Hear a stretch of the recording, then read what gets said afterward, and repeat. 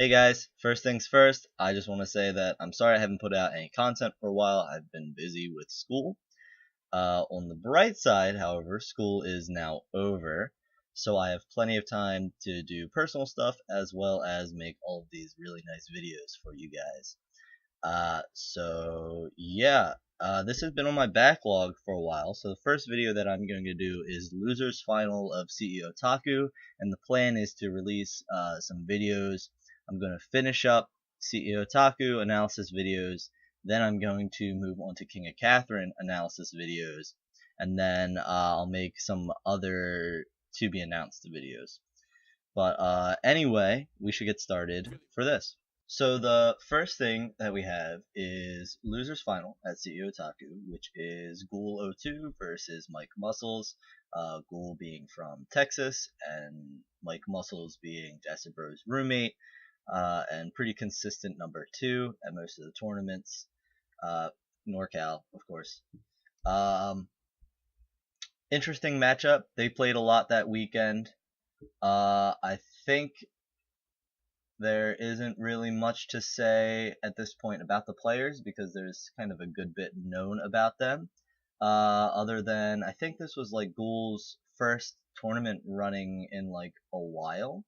So he did pretty well, right? I mean, coming in top 3 is pretty great. And so first match they play on is Quadrangle. I'm personally not a fan of this pick. I think NorCal has a really strong Quadrangle. The thing about Quadrangle is that it doesn't have any items on it. So if you get behind on this map and it becomes a climb, then there's no way for you to come back. So this was actually the first tournament where we saw, I think you're seeing MikeMuscles do it right now, the Sea Captains, which is a push-out strategy to prevent the opponent from climbing. So this was the first tournament where that was kind of discovered how to do, and there Ghoul saw what Mike was trying to do, so he countered the opening, and that led to MikeMuscles having to come over to Ghoul's side, but Ghoul was ready and was able just to play some defense. Here you see Mike switch up his opening because you see that he saw that Ghoul was ready for it, so he was just ready to go. And here it looks like Mike is just beginning to climb. So you'll see what I'm talking about when I say that once the player gets a lead on this map, it's really hard to come back because there's no items on this level. Ghoul's trying all he can, but if the opponent is a solid climber, there's not much they can do. There Mike had a tough solve for his part, so he just ran over and like attacked Ghoul to steal Ghoul's momentum, because Ghoul's side was easier to solve than his own. You're starting to see Mike break away a little bit. One thing that I wish Mike was doing maybe a little bit more while he's climbing is building up, making it more difficult for Ghoul to climb. Like there, he could defend that position a lot more. He has the high ground, like he's doing right now, where he's trying to stop Ghoul from coming over. Except Ghoul played that real well. He was able to push the block out from underneath of Mike and get the hit, and so that's like a guaranteed combo. So that was really good play by Ghoul. Mike got kind of caught up in what he wanted to do, and I think it was partially like bad luck in terms of like how the tower spawned, but also there were some interesting climbing decisions being made. I think he was not making enough solid bases. He was trying to focus purely on speed. But anyway, we're moving on to Clock Tower now, which is the stage with the bomb blocks. They randomly explode. Here you see Mike exploring all of these different openings, really. Yeah, of course, the classic bait. So over top there, if you pull a block out from an opponent while they're running across a block, you can actually make them fall. And so that's what Mike did. He kind of pulled the carpet out from underneath a Ghoul, and so Ghoul fell to his death. Because if you look in the middle there, there's that empty little block. The heroes are very interesting. Ghoul had to come back because if he didn't, then oh wow, okay. Sorry, that was just very interesting. That was a time issue. Ghoul would have won if he would have pushed that block out earlier, but he didn't, and so he didn't have enough time. And by the time he pushed the block out, the bomb block to his side blew up.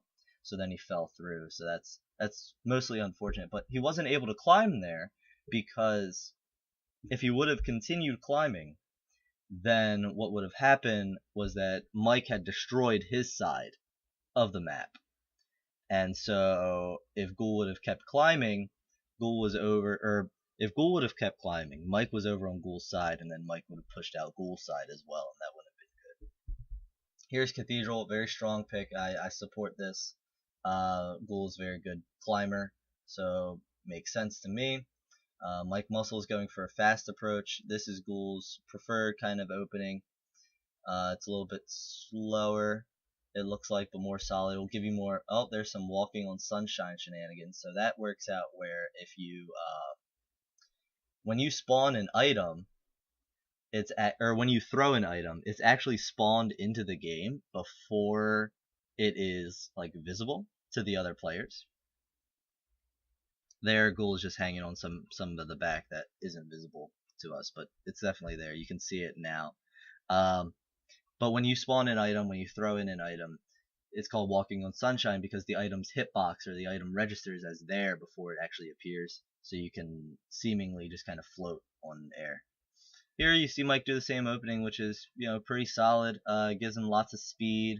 That's something that I prefer on Cathedral, is the speed, because it gives you the high ground, which is kind of important in Catherine. That was good. Baiting Ghoul to push the tower over. Here Mike is preventing Ghoul from climbing anywhere. You see he's throwing items in his way. Here he's going to push. He gets these. Oh, he could have converted to a hit, but I think he just didn't think Ghoul would actually run there. Now you see this is a very dangerous position because Ghoul, you know, can just kind of chill there. I really don't agree with that. He could have kind of played it more slowly, or more like oh geez, this is just nuts. Okay, so we're gonna have to pause that and run back at that. Okay, so there are a couple things I want to look at in this match, and the first thing that I want to look at that is what I consider some more high play kind of level, and definitely high play thinking, is this exchange right here between MikeMuscles and Ghoul02 on this little bridge here. You see, first off, to kind of analyze the positions, right? We have Mike.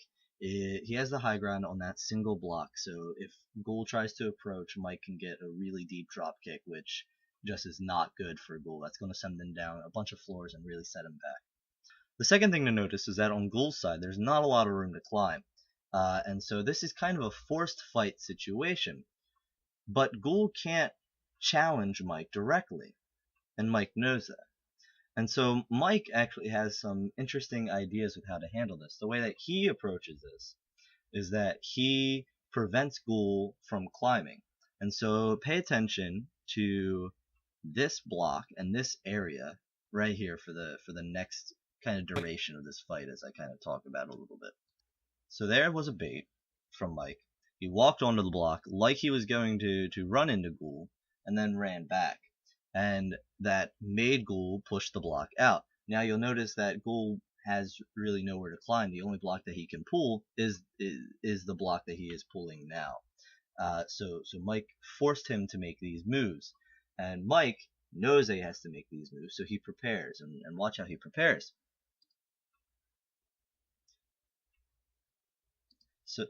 So there what you see is that Mike pushes a block, because you can't climb 2 blocks at once, or at least Ghoul can't.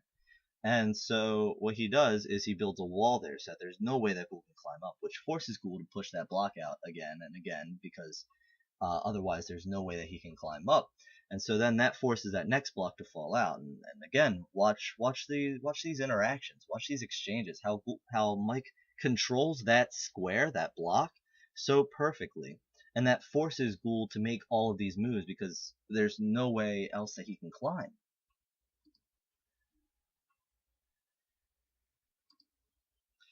So there what you saw was that Mike had an item, and he used that item to, again, kind of make this wall structure, because Ghoul could have climbed up one of those blocks, but if Ghoul would have climbed up again, then what would have happened would have been that Mike would have, just as earlier you kind of saw in the clock tower map, you see that Mike pulls that block. So if you can imagine, instead of pulling there, Ghoul would have instead tried to climb that block. What would have happened was that Ghoul would have been baited, had the rug pulled out from under him. He would have fallen to his death. So that move accomplishes a bunch of things, and all of this, by the way, all of this keeps the high ground in Mike's control. You see that if you look at the blocks around them, that Mike is up a level. So he has height advantage, and he's controlling that block so perfectly. It's a beautiful play, really. Again, what we're seeing now is this kind of pushing and this pulling, kind of manipulating these squares. There's where I think Mike kind of drops it a little bit towards the end. I would have liked to have seen him instead maybe climb or get another high level. He has a dark block now, so he could have done something with that maybe. There were more options. The move that he made, I don't think was the right one. But I wanted to highlight that play of the game specifically because I think that shows a level of play in Catherine that is like kind of the future, kind of the direction that the game is heading. Because while most of the game you kind of see is or has been kind of direct conflict or who can just climb better, that was actually like a lot of forethought going into all of those moves there. A lot of control being shown. Like I would say probably like in chess, right? You can make your opponent do forcing moves. You can, have tempo, things like that. I mean, Go, all these strategy games, right? All these classic board games, all have these moves and all of these terminology and all of this this emphasis on controlling moves. And so what Mike just did there, those are all controlling moves, and that was just absolutely beautiful play. The next little piece that I want to clarify is what exactly happened at that last stock. And so to make that clear, I'm going to show you guys what put Ghoul into altered state, because that's what he was in. And so quick explanation on altered state is that the next time that you cancel your landing lag, so if you get drop kicked and then you grab a block, the grab actually cancels the falling animation, or like the the end lag, hit stun. It cancels all that. But because you get canceled out of that, what happens is that the next time that you go to hang onto a block, the next time that you sidle, the next time that you spider, whatever you want to call it, the next time that you do that, you're going to fall. And so this exchange causes Ghoul to be put into altered state. And then you see that the next time Ghoul hangs is later on, which forces him to fall, and then that caused, a bunch of kind of panicky reactions, and that was the end of the match. So, altered state fucked Ghoul up, for pretty much lack of a better term. Alright, so it's 1-2 in favor of Mike, best of 5. So this is the last one, and of course Ghoul does a run back. I think Cathedral is probably one of his best maps, so completely support the choice. Here we kind of see a different opening from Mike, a little bit slower, but that gives him the block there. He doesn't really utilize it very well, in my opinion. I mean, he doesn't, he gives up on it, and so just kind of a bad play. There wasn't much that he could do with it. Here he has a nice X factor, so Mike is able to come up from behind. Ghoul here is climbing his little heart out as best he can. Here he sees that it's kind of hard for him to keep climbing, so he comes over and tries to prevent Mike from climbing, which is a very smart, very good play. Completely supported. There was pretty good, except he was a little slow on the uptake, and so Mike gets away from that little bit. So what could have happened was that Mike could have taken the high ground, but he didn't. And so instead what happened was Ghoul eventually kind of recovered and got the drop kick on him anyway. Here Ghoul's doing his opening that he kind of likes. It's a little bit slower, but again, gives him those items, which is real nice. Mike kind of taking the fight early on to Ghoul. I really don't support that. There he goes for the pin. And there you can do a pin because you can't fall. I've talked about this before, so you probably heard it in the other videos, but a pin happens when there's a layer to a block, or what you might notice is that every time that a player gets hit, oh, there Mike ends the pin early to take a better high ground position, and here it's game. But so what happens in a pin is that normally when you get hit, you always fall towards the screen. And so if you can't, so if there's a block preventing you from falling, or if there's layer to the level and you're on the back end, then you'll just drop to the ground and the other player can pin you down like that. The one thing that I really don't like about Ghoul's style in this game is just that he's doing the same opening all the time, which just becomes very kind of predictable and leaves things kind of in Mike's control in that regard. It's a solid opening, but it doesn't. Oh wow, that was just a interesting exchange there. All of it was kind of clear, right? There were lots of drop kicks happening, lots of movement. Um, I really don't approve of that. That was interesting. They were on the same level, so Ghoul threw that block out to try to time to get up on it, but he didn't get the timing right. Um, so I would say that was really smart thinking to use the dark block like that to then come up a level. Um, but I think he could have placed it. He could have climbed that level there, and he would have been fine. Here you kind of just see some normal kind of climbing. Here Ghoul is underneath of Mike. Mike doing some slick getaway. That was crazy. I wanna go over that like real quick because that's what won Mike the game right there. Okay, so here they're both in the same kind of level and it's kind of close. Kind of not sure who's going to win. Here, because you can spider, and when you spider, you can actually move like diagonally, right, to any connecting edge. And so because of that, there's this little checkerboard pattern right here on this map. And so what Mike does is he climbs across it. But then notice how the right side of the map is really ugly. There's not much really connected. It's really hard to climb. And so Mike says, "Okay, that's cool. I'm going to take away your option to follow me." Because this whole time Ghoul has been kind of behind Mike, right, trying to push the stage out from underneath of him, trying to make a comeback, really. And so Mike pulls this block out, and when he does that, watch what happens. There's nowhere for Ghoul to go. And Ghoul is just kind of stuck on the side. He has to try to salvage the situation, but he doesn't have enough time. And so that's the end of the game. And so that's the game-winning move right there. That absolutely beautiful. All right, so this video is a little longer than I wanted it to be, but that's okay. I think there's some really good stuff to talk about here. I didn't really talk about any like crazy like map selections. There wasn't anything like that. But I think what this showed is the beginning of kind of players taking the game much more seriously in terms of controlling squares, and something that really like separated Mike from Ghoul is the ability to control the map, because Ghoul has absolutely amazing climbing ability.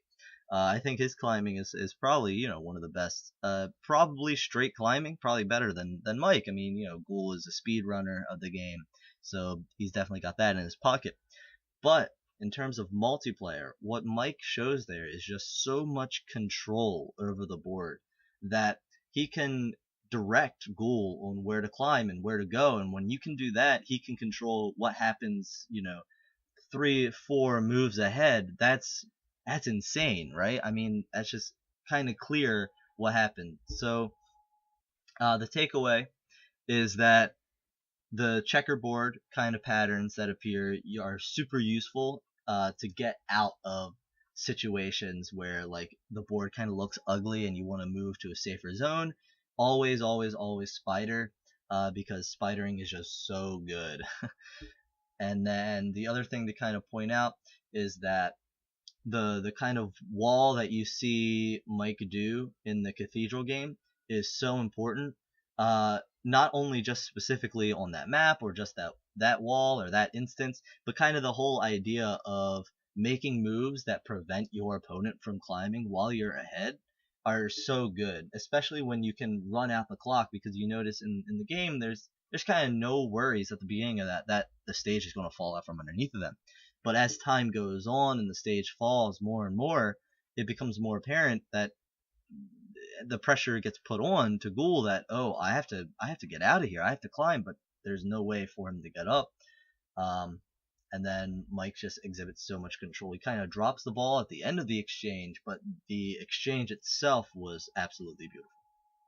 So the next video that I want to do, hopefully I can get 2 videos out in one day. I don't know. We'll see how crazy I'm feeling today. But the next video I want to look at is winners finals of Catherine at CEOtaku. I think that was great between MikeMuscles and Acid Bro.